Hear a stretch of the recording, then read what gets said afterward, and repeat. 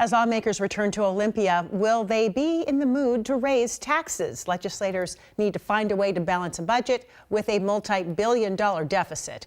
Our Olympia Bureau Chief Drew Mickelson spoke with two new legislators about that and other issues facing lawmakers this session. And he joins us live tonight, Drew.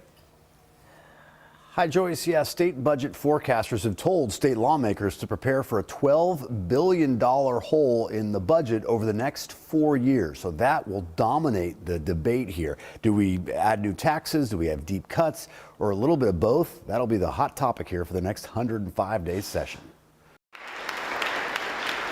The legislature always starts on a ceremonious and positive note, with applause from both sides of the aisle for returning and new members, like Democratic Senator Adrian Cortez. And the Constitution and laws of the state of Washington. With his wife and daughter watching. Being sworn in is just an amazing experience. Cortez, a special education teacher, says he will fight for increased school funding. But facing a budget deficit, he knows that may require tax increases, something he says could be a hard sell back home in Clark County. When I campaigned, a lot of my constituents were telling me, like, hey, we support education, but also please understand that we've had to endure years of pretty record high inflation. And so do whatever you can to help us. Our starting point will be reviewing the budget and how we fund the priorities that Washingtonians want. Over in the House, Republican Representative Hunter A. Bell won't likely vote for new taxes during his freshman session. Yeah, it's hard for me to see. I don't think that's going to happen. He would prefer looking at ways to cut state spending, something Democratic Governor-elect Bob Ferguson proposed last week. Ferguson has asked state agencies, from fish hatcheries to state parks, to look at making cuts 6% across the board.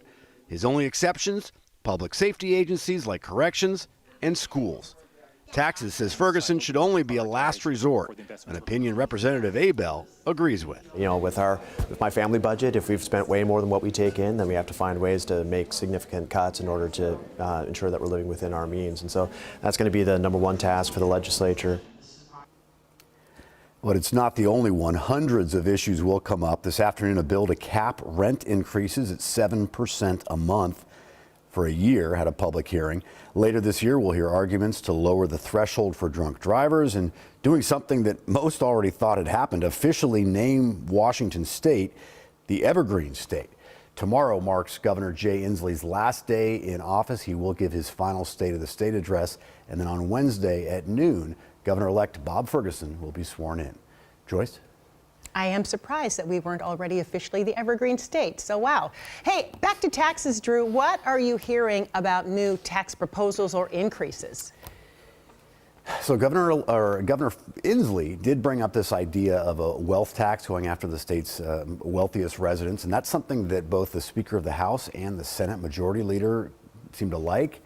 But Bob Ferguson last week, the governor-elect, said he was skeptical that would work. He wants to look at these deep cuts before talking about any taxes. So we'll see about that. But we've heard about payroll taxes.